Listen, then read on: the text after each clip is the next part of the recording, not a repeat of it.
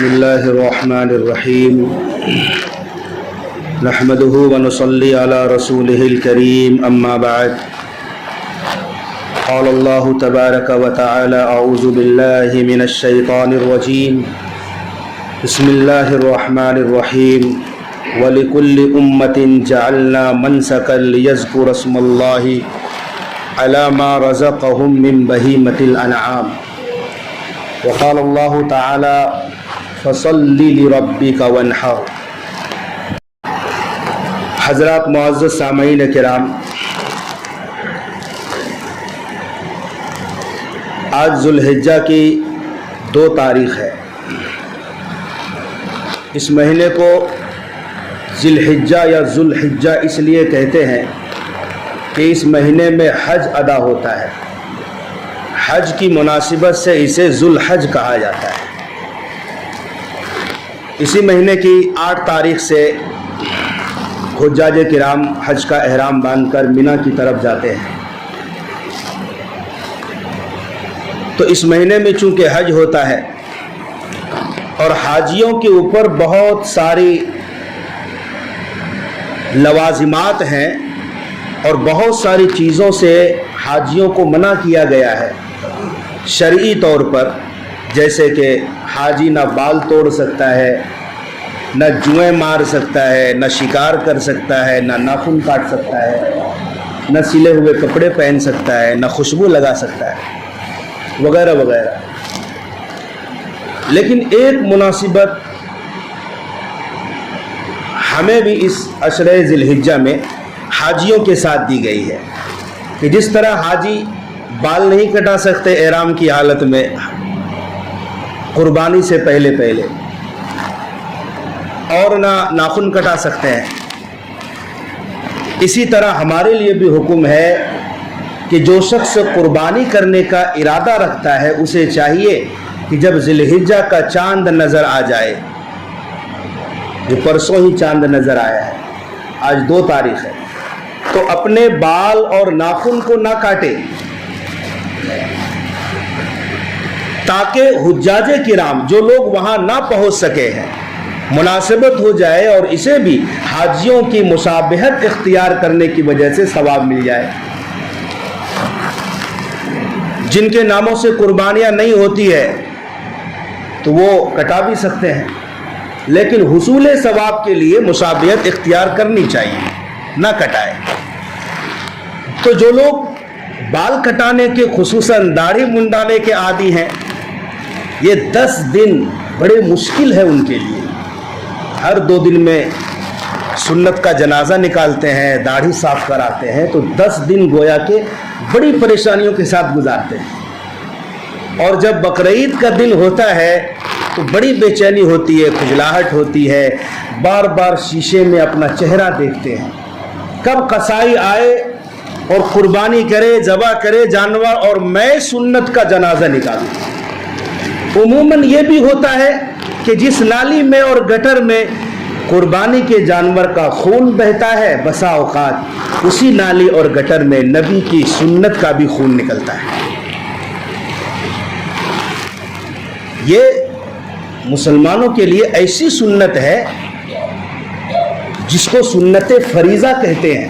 یہ عام سنت نہیں کہ جسے چھوڑو، یہ عصر اور عشاء کی سنت نہیں ہے کہ سنت غیر موقدہ، پڑھو تو ثواب، نہ پڑھو تو کوئی گناہ نہیں۔ یہ وہ والی سنت نہیں ہے، یہ وہ والی سنت ہے کہ جس کا چھوڑ دینا اور جس کو ترک کر دینا حرام ہے۔ یہ وہ والی سنت ہے۔ پیارے آقا صلی اللہ علیہ وسلم کو بہت پسند تھی یہ سنت۔ لوگ کہتے ہیں کہ چہرہ خراب ہو جاتا ہے۔ خدا کی قسم، اگر چہرے میں بدصورتی آتی اس سنت کو رکھنے سے تو کائنات کے سب سے خوبصورت ترین انسان جناب محمد صلی اللہ علیہ وسلم اپنے حسین چہرے پہ اس سنت کو نہ سجاتے۔ نبی کی سنت ہے۔ بہرحال عشرہ ذی الحجہ کے فضائل ہیں، خصوصاً عرفہ کے دن، بقرعید سے 1 دن پہلے جناب رسول اللہ صلی اللہ علیہ وسلم فرماتے ہیں، سیام یوم عرفہ عرفہ کے دن کا روزہ احتسب علی اللہ ان یکفر السنۃ التی قبلہ والسنۃ التی بعدہ، اللہ کی ذات سے امید ہے کہ عرفہ کے دن کا روزہ گزشتہ 1 سال اور آئندہ 1 سال کے گناہوں کے کفارے کے لیے کافی ہو جائے گا۔ 9 ذی الحجہ کا روزہ رکھنا 2 سال کے گناہوں کو ختم کرتا ہے۔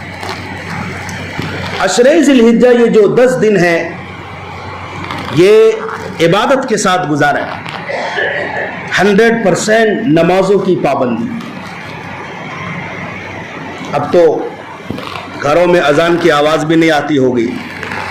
ممبئی میں کچھ ہائی کورٹ کا مسئلہ چل رہا ہے، مساجد سے دھڑا دھڑ لاؤڈ اسپیکر ممبئی پولیس اتروا رہی ہے۔ اپنی مسجد کے بھی لاؤڈ اسپیکر اتار دیے گئے ہیں۔ تو اب تو گھڑی کا سہارا ہے، گھروں تک اذان نہیں آئے گی۔ مرد حضرات خصوصاً عورتیں اب اذان کی آواز سے محروم رہیں گے۔ یہ خیر و برکت والی آواز تھی جسے ہم انسنی کر رہے تھے، ایک کان سے سن کر دوسرے کان سے نکال رہے تھے، ہمارے موبائل بج رہے تھے، گانے چل رہے تھے، ہم کاموں میں بزی ہوتے تھے اور اللہ اکبر کی صدا ہمارے کانوں سے ٹکراتی تھی اور ہماری جو نہیں رینگتی۔ تو اب اس سے بھی ہم محروم ہو گئے۔ تو اب گھڑی کا سہارا ہے، گھڑی دیکھو اور نماز کے وقت کا اندازہ کرو، پڑھنے آؤ۔ جو شخص جس شخص کا دل اٹکتا رہتا ہے مسجد کے لیے، کب ظہر کا وقت ہوگا ہم مسجد میں باجماعت نماز پڑھیں گے، یہ 24 گھنٹہ اس کے دل میں چلتے رہتا ہے۔ عصر کا وقت کب آئے گا، مغرب کا وقت کب آئے گا۔ ایسا شخص کل حشر کے میدان میں عرش کے سائے میں رہے گا، جس کا دل ہمیشہ مسجد کے لیے اٹکا رہتا ہے۔ رجل قلبہ معلق فی المساجد، ایسا شخص باہر رہ کر بھی مسجد میں ہوتا ہے، جس کا دل ہمیشہ نماز کے لیے مسجد میں اٹکا رہتا ہے۔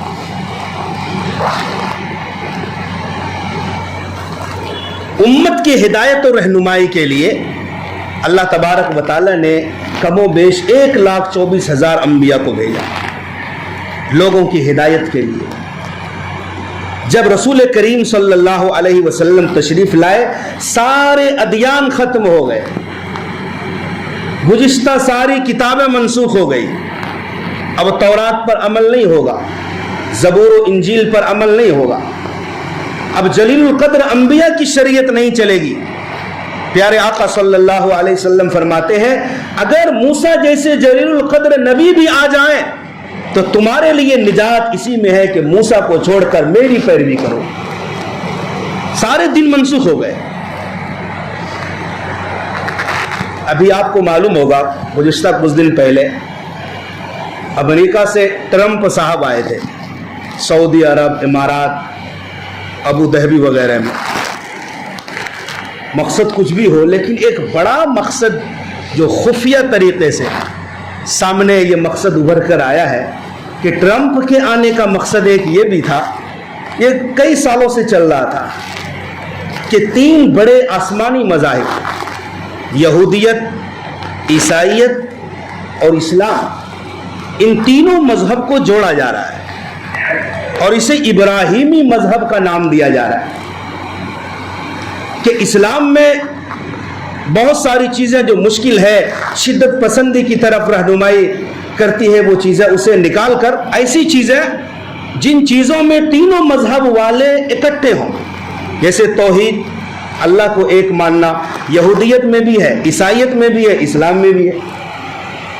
حشر کا میدان ہوگا، آخرت کا عقیدہ یہودیوں کا بھی ہے، عیسائیت کا بھی ہے، مسلمانوں کا بھی ہے۔ ایسے بہت سارے عقیدے اور مسائل جن میں تینوں مذاہب کے لوگ اکٹھے ہوں، ایک نظریہ رکھتے ہیں، ان تمام چیزوں کو جوڑ کر ایک ملت قائم کیا جائے، جسے ملت ابراہیمی کا نام دیا گیا ہے، کیونکہ ابراہیم علیہ السلام سے ساری ملتیں چلی ہیں۔ یہ تو بھلا ہو سعودی عرب کے مرکزی دارالافتاء کا، جہاں مفتیان کرام بیٹھے تھے اور محمد بن سلمان نے درخواست دی تھی، فتویٰ لیا تھا کہ اس کے بارے میں رہنمائی کریں کہ ہم ملت ابراہیمی قائم کریں گے، 3 ادیان کو ملا کر ایک نیا دین بنائیں گے۔ مفتیان کرام نے دو ٹوک فتویٰ دیا تھا کہ یہ چلنے والا نہیں، اگر کوئی اس کی تبلیغ بھی کرتا ہے تو وہ بھی کافر ہے۔ جب یہ دین آ گیا، دین محمدی، اس دین نے یہودیت کو بھی ختم کر دیا، عیسائیت کو بھی ختم کر دیا۔ ان الدین عند اللہ الاسلام، بے شک دین صرف اور صرف اسلام ہی برحق ہے۔ تو سارے دین اس دین نے منسوخ کر دیا جو دین جناب رسول اللہ صلی اللہ علیہ وسلم لے کر آئے تھے۔ لیکن اس امت میں اور اس دین میں ابراہیم علیہ السلام کی دو چیزیں باقی رہ گئی، بقایا جات ابراہیم علیہ السلام کا۔ وہ کیا ہے؟ نمبر ایک حج ہے۔ یہ حج ابراہیم علیہ السلام آپ کی بیوی اور آپ کے لخت جگر کی یادگار کے لیے اللہ تبارک و تعالیٰ نے حج کو قیامت تک کے لیے فرض کر دیا ہے۔ نمبر دو قربانی، یہ بھی ابراہیم علیہ السلام کے دین کے بقایا جات میں سے ہے۔ لوگ نہ صرف قربانی بلکہ قربانی کے جانوروں کو بھی بڑی محبت اور احترام کے ساتھ رکھتے ہیں۔ وجہ کیا ہے؟ اس جانور کی نسبت اللہ کی طرف اور ابراہیم خلیل اللہ علیہ السلام کی طرف جڑ گیا ہے۔ نسبت کی وجہ سے گھر کے اس حجرے اور کمرے میں جہاں ہم چپل کے ساتھ نہیں جا سکتے، بیوی ڈانٹتی ہے کہ چپل کے بغیر آیا کرو، اسی حجرے میں یہ قربانی کا جانور رہتا ہے، مینگنی بھی کرتا ہے وہ جانور اور پیشاب بھی کرتا ہے، اور گھر کی عورتیں بغیر کسی جھجک کے صاف صفائی کرتی ہے۔ وجہ کیا ہے؟ جانور ہی تو ہے؟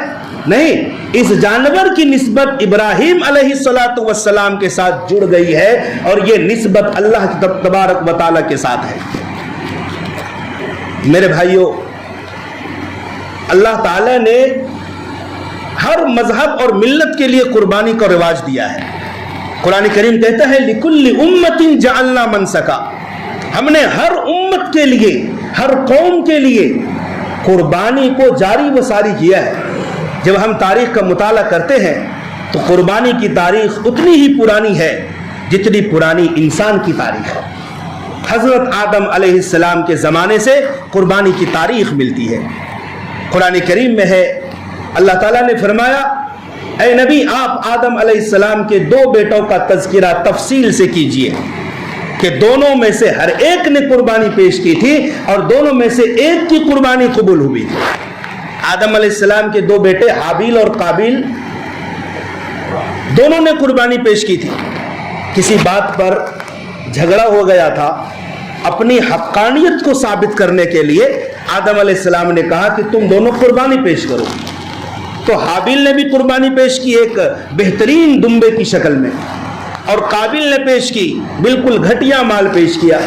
اور اس زمانے میں قربانی کی قبولیت کی یہ علامت تھی کہ آگ آتی تھی آسمان سے اور قربانی کی چیزوں کو جلا دیتی تھی، لوگ انتظار کرتے تھے قربانی رکھ کر۔ چنانچہ آگ آئی اور حابیل کی قربانی کو آگ نے جلا دی، اور قابیل کی جو چیزیں تھی ویسے ہی کی ویسے رہ گئی۔ تو قابیل کو بڑا غصہ آیا، کہا کہ میں تمہیں قتل کر دوں گا۔ حابیل نیک متقی انسان تھا، انہوں نے کہا کہ دیکھو اگر تو مجھے قتل بھی کرے گا، میرے اوپر ہاتھ بھی اٹھائے گا، تو میں ہاتھ نہیں اٹھاؤں، میں اس کا بدلہ نہیں لوں گا، کیونکہ میں اللہ رب العالمین سے ڈرتا ہوں۔ بہرحال یہ وہاں سے تاریخ چلی آ رہی ہے، لوگ سبزیوں تک کی قربانیاں پیش کرتے تھے۔ مصر کا بڑا پرانا عقیدہ تھا کہ دریائے نیل جب خشک ہو جاتا تھا تو دوشیزہ نوجوان لڑکی کو دریائے نیل جاری کرانے کے لیے دوشیزہ لڑکی کی قربانی ہر سال پیش کرتے تھے وہاں والے۔ چنانچہ آپ نے سنا ہوگا کہ حضرت عمر رضی اللہ عنہ کے زمانے میں بھی ایسا کچھ واقعہ پیش آیا۔ مصر کے گورنر نے حضرت عمر فاروق کو خط لکھا کہ یہاں والے اس طرح سے کرتے ہیں کہ دوشیزہ کی قربانی پیش کرتے ہیں، اس کے بعد دریا جاری ہوتا ہے۔ تو سیدنا عمر رضی اللہ عنہ نے ایک خط دریائے نیل کے نام لکھا تھا، اے دریا اگر تو اپنی مرضی سے چلتا ہے تو مت چل، اور اگر اللہ کی مرضی سے چلتا ہے تو جاری ہو۔ خط کا دریا میں پہنچنا تھا کہ دریا جوش و خروش کے ساتھ جاری ہو گیا۔ سعودی عرب کے لوگ قربانی کے جانور کو بتوں کے نام پر ذبح کرتے تھے، بت کو خوش کرنے کے لیے، کسی شخص کو خوش کرنے کے لیے قربانی کرتے تھے، اپنے محبوب کو خوش کرنے کے لیے۔ جب موبائل واٹس ایپ کا زمانہ نہیں تھا، لوگ اپنی محبوبہ کے نام خط لکھتے تھے اپنے خون سے، چمڑی کو کاٹا، خون نکلا، اس سے خط لکھتے تھے، یعنی میں تمہارے لیے سب کچھ قربان کر سکتا ہوں، یہاں تک کہ اپنی جان بھی۔ یہ قربانی ہے خون کی، ایک شکل ہے اس کی۔ اللہ اکبر۔ لیکن انسانی قربانی، ابراہیم علیہ السلام کو اللہ تعالیٰ یوں ہی بتا سکتے تھے، بیداری کی حالت میں، خواب میں نہیں، نیند میں نہیں، بیداری میں بتا سکتے تھے اپنے بیٹے کو ذبح کرو، لیکن خواب میں بتایا کہ میرا بندہ خواب کو حقیقت سمجھتا ہے یا نہیں۔ انبیاء علیہ السلام جو خواب دیکھتے ہیں وہ ہمارے اور آپ کی طرح نہیں کہ اضغاث و احلام، بھٹکے ہوئے خیالات، دن میں جو کیا وہ رات میں دیکھ لیا، ادھر ادھر چلے گئے، نہیں۔ انبیاء جو خواب دیکھتے ہیں وہ نبوت کا حصہ ہوتا ہے۔ انبیاء کا خواب بھی سچا ہوتا ہے۔ خواب میں اللہ نے کہا، اور کب کہا؟ جب ابراہیم علیہ السلام کی عمر 80-82 سال کی ہو گئی تھی۔ یہ عراق شہر بابل میں پیدا ہوئے تھے، باپ آزر تھا، بت پرست تھا، بادشاہ نمرود تھا، ہر ایک سے لڑائی لی، بت قدے میں یہ توحید کی شمع جلائے رکھی۔ جب قوم نے نہیں مانا، گھر والوں نے نہیں مانا، بادشاہ نے ظلم کیا، ابراہیم علیہ السلام کو ہجرت کرنے کا حکم دیا۔ آپ شام گئے، شام سے مصر آئے، مصر سے پھر شام گئے، عمر پختہ ہو گئی تو اللہ سے کہا، اللہ یار میں تو بوڑھا ہو چکا ہوں، اگر مجھے کوئی میری اولاد نہیں ہوگی تو یہ نبوت کا مشن لے کر کون چلے گا؟ روئے گڑ گڑائے، اللہ تعالیٰ نے بڑھاپے کی حالت میں ایک ہونہار لڑکا اسماعیل دے دیا۔ بڑھاپے میں ایک چشم و چراغ مل جائے، محبت بہت زیادہ ہوتی ہے۔ فلما بلغ معہ السعی، جب بیٹا باپ کے چلنے کے قابل ہوا، بعضوں نے 12 سال عمر بتائی اسماعیل علیہ السلام کی، بعضوں نے 13 سال بتائی، جوانی کے قریب تھے، اللہ تعالیٰ نے حکم دیا خواب میں، اے ابراہیم اپنے بیٹوں کو ذبح کرو۔ ہمارا کہنا آسان ہے، آپ کا سن لینا آسان ہے، مگر باپ کے ہاتھ میں چھری ہو اور گردن بیٹے کی ہو، رونگٹے کھڑے ہو جاتے ہیں۔ ذرا کوئی تصور کر کے تو دیکھے، کہنا سننا تو بڑا آسان کام ہے۔ اللہ تعالیٰ اپنے بندے کو آزمانے کے لیے یہ بھی کہہ سکتے تھے کہ ابراہیم اپنے آپ کو ختم کر دو۔ اپنی قربانی نہیں مانگی ابراہیم علیہ السلام سے، قربانی کس کی مانگی؟ اپنے بیٹے کی قربانی، کہ اپنے جان سے زیادہ پرواہ بوڑھے باپ کو اپنی اولاد کی ہوتی ہے، وہ بھی اکلوتی اولاد ہو۔ کسی کا ایک ہی بیٹا ہے، باپ بوڑھا ہے، باپ کو کچھ ہو جائے تو برداشت ہو جاتا ہے، لیکن اکلوتے بیٹے کو کچھ ہو جائے تو باپ کو گوارا نہیں ہوتا ہے۔ سب سے محبوب متا ابراہیم علیہ السلام کے لیے وہ اکلوتا بیٹا تھا جس کی قربانی کا حکم اللہ نے دیا تھا۔ تو بیٹے کو خواب سنایا، انی ارا فی المنام انی اذبحک فانظر ماذا تری، بیٹے میں نے خواب میں دیکھا ہے کہ میں تجھے ذبح کر رہا ہوں، بتاؤ تمہاری کیا رائے ہے؟ بیٹے نے کہا، یا ابت افعل ما تؤمر ستجدنی انشاء اللہ من الصابرین، ابا جان آپ کو جو بھی حکم ملا ہے آپ کر گزریے، انشاءاللہ آپ مجھے صبر کرنے والوں میں سے پائیں گے۔ انشاءاللہ کا یہ نہیں کہا کہ میں صبر کروں گا، اللہ نے چاہا۔ جو اللہ والے ہوتے ہیں اپنا ہر کام اللہ کی مرضی پر چھوڑتے ہیں۔ انشاءاللہ آپ مجھے صبر کرنے والوں میں سے پائیں گے۔ بہرحال جب فلما اسلما، دونوں باپ بیٹے تیار ہو گئے اللہ کی فرما برداری بجانے کے لیے۔ شیطان کو کب گوارا ہو سکتا تھا؟ اسماعیل کی ماں کے پاس بھی گیا، اسماعیل علیہ السلام کے پاس بھی آیا, ابراہیم علیہ السلام کے پاس بھی آخر میں آیا, تینوں کو بہکایا عجیب عجیب طرح سے جو شیطان کی چال ہو سکتی ہے. آخر میں جب ابراہیم علیہ السلام کے پاس آیا, کہا کہ آپ ایک خواب کی بنیاد پر ذبح کریں گے, خواب کی بنیاد پر آپ ایک دمبا ذبح کر لیں, کوئی جانور ذبح کر لیں. ابراہیم علیہ السلام سمجھ گئے کہ یہ شیطان ہے.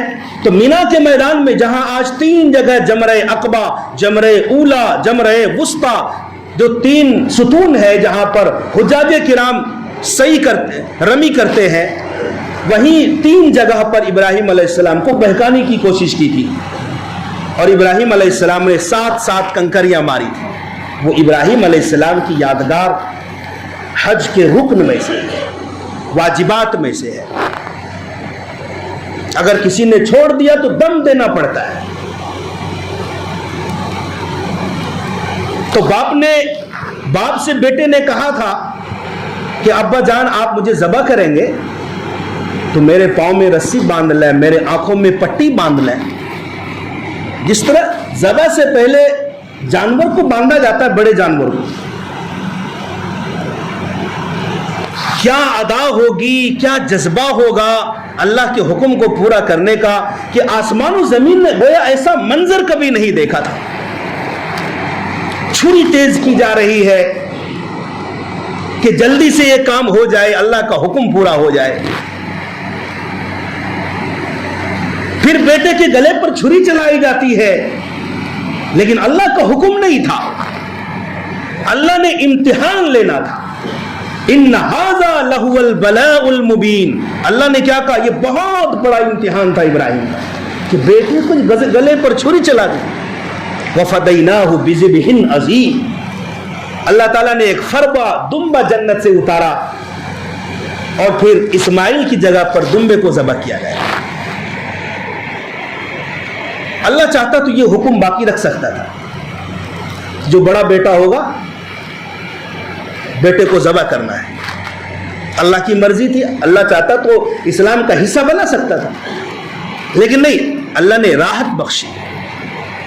اللہ نے یہ نہیں کہا کہ بیٹوں کو ذبح کرو, اللہ نے قیامت تک کے لیے حکم دے دیا ہے کہ یاد ابراہیمی اور یاد اسماعیلی کے لیے تم بہترین قسم کے جانور خرید کر لاؤ اور ذبح کرو تاکہ سنت ابراہیمی قیامت تک کے لیے زندہ و جاوید ہو جائے. اسی لیے بہتر سے بہتر جانور کا انتخاب کرنا چاہیے, عیب دار نہ ہو, دم کٹی ہوئی نہ ہو, کان کٹے ہوئے نہ ہو, جسم میں گودا ہو, زخم وغیرہ نہ ہو. یعنی ہر وہ عیب جو ہم عیب سمجھتے ہیں, جو جانور کے لیے عیب ہیں, بدنما داغ ہیں, بے عیب جانور کو خریدو. یہ بڑی عجیب یادگار اللہ نے جاری کر دی. حالا سوچو تو صحیح, جو شخص نماز نہیں پڑھتا, جمعے کو آتا ہے, بے نمازی ہے, اللہ نے ایسا سنت ابراہیمی کا جذبہ ان بے نمازیوں کے دلوں میں بھی ڈال دیا ہے کہ وہ بھی بڑے جذبے کے ساتھ مارکیٹ جاتے ہیں, عمدہ سے عمدہ فرما جانور خرید کر لاتے ہیں, حالانکہ نماز وقت پر نہیں پڑھتے. لیکن سنت ابراہیمی کے ساتھ اللہ نے ایسا لگاؤ دے دیا ہے, ایسا جذبہ دے دیا ہے,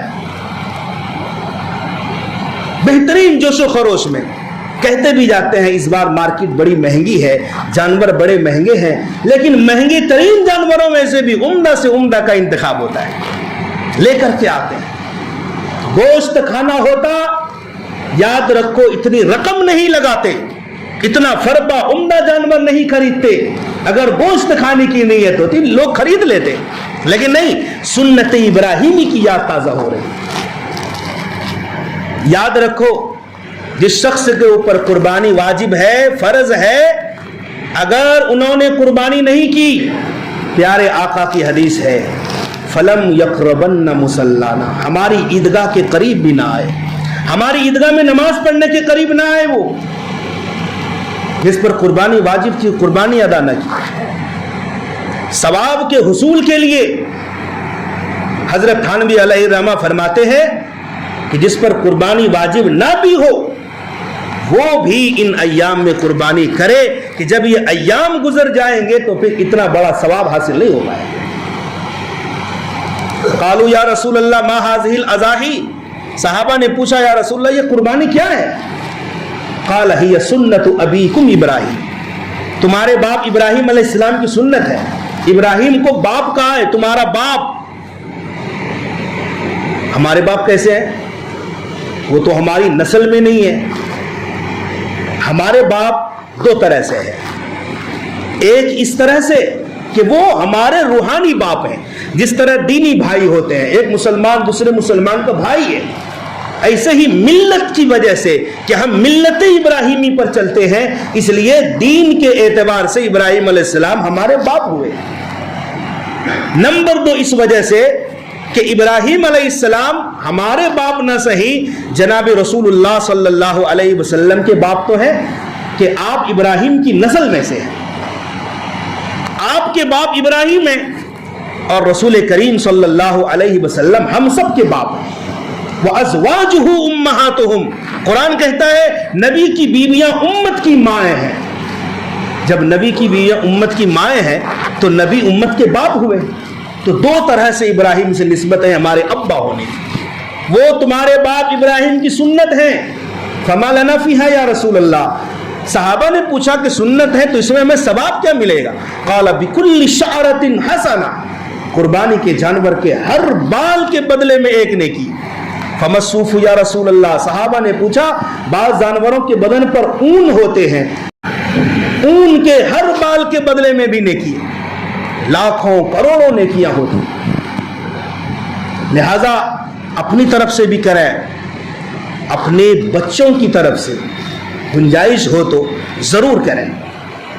بیویوں کے اوپر زیورات ان کے پاس بہت ہوتے ہیں، تخمینہ لگایا جائے آج کے دور میں ہر بیوی صاحب نصاب ہے، ان کے اوپر قربانی واجب ہے اور وہ پیچھے ہٹتی ہے قربانی سے بچنے کے لیے. امت کی زبوں حالی یہ ہے کہ فضول کاموں میں امت بہت خرچ کرتی ہے. آج ماڈرن قسم کے لوگ، غیر مسلم لوگ اعتراض کرتے ہیں مسلمان قربانی میں اتنا پیسہ برباد کرتے ہیں، یہی پیسہ امت کے غریبوں میں دے دو وغیرہ وغیرہ. تخمینہ لگایا میں نے، غیر مسلموں کو چھوڑو، صرف مسلمان اگر 25 کروڑ مان لیا جائے ہندوستان میں محتاط اندازے کے مطابق، ہر 40 میں سے ایک شخص سگریٹ پیتا ہے. یہ ایک احتیاط سے بول رہا، ورنہ زیادہ ہی پیتے ہوں. ہر 40 میں سے ایک شخص سگریٹ پیتا ہے مسلمانوں میں، اور 20 روپے کا سگریٹ روزانہ پیتا ہے. 40 میں سے ایک آدمی روزانہ 13 کروڑ روپیہ اس اندازے کے مطابق مسلمان صرف سگریٹ میں جا رہا ہے. اس کا 13 کروڑ روپیہ. باقی چیزوں کو چھوڑو جو فضولیات میں ہم خرچ کرتے ہیں. بہرحال جب یہ ایام گزر جائیں گے تو پھر ہمیں یہ ثواب نہیں مل پائے گا. صرف ایام قربانی ہی میں قربانی کی جا سکتی. اللہ تبارک و تعالی ہم سب کو عمل کی توفیق عطا فرمائے.